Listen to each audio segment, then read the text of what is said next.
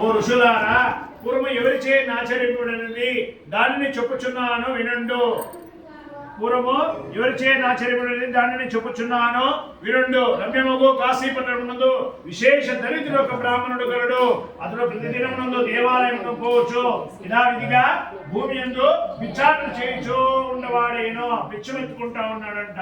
కాబట్టి భిక్షాటన చేయించు ఉండవాడేనో.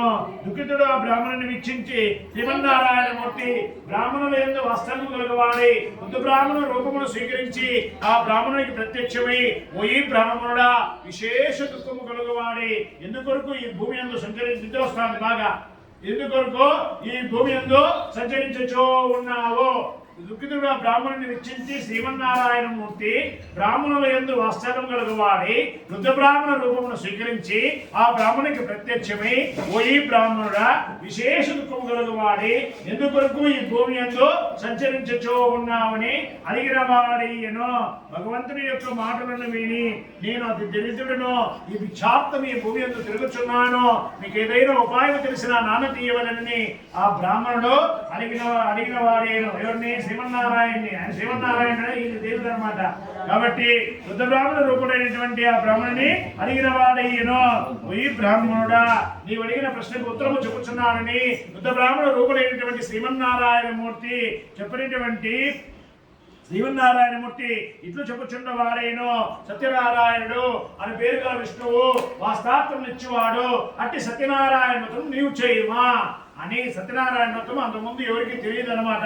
అప్పుడే చెప్పినారు. కాబట్టి వ్రత అనుష్ఠానం అంతేనో, వ్రత అనుష్ఠానం వ్రతం చేయమని చెప్పినాను కానీ వ్రతం ఎట్లా చేయాలనేది ఎవరికి తెలియదు కదా. కాబట్టి ఆ వ్రత అనుష్ఠానం అంతేనో ఆ బ్రాహ్మణునికి వసించిన వాడేనో. వృద్ధ బ్రాహ్మణ రూపుడైనటువంటి శ్రీమన్నారాయణమూర్తి అతడిని అంతార్థం చెందిన వాడేనో. పిదప ఆ వృద్ధ బ్రాహ్మణ రూపుడైనటువంటి శ్రీమన్నారాయణమూర్తి చెప్పిన దానిని ఆచరించడమని ప్రయత్నించి ఏకోజితుడై ప్రాత్కారమునందు లేచి తెల్లవారుజామున లేచి ప్రాత్కారమునందు లేచి సంకల్పించుకుని వాడేనో. సత్యనారాయణ వ్రతం చేయడమని సంకల్పించుకుని వాడేనో. యథావిధిగా నా దినము కూడా భిక్షాటన చేయించను.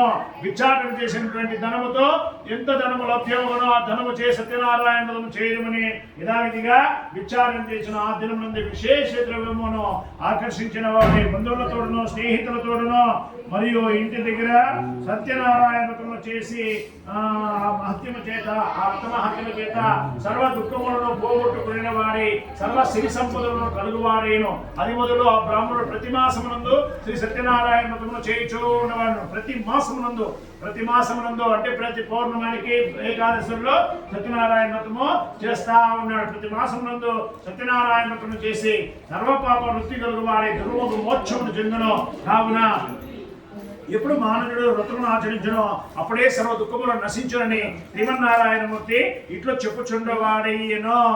ముల్లారా సూతుడు వచించిన విధమ శౌనకాది మహాములు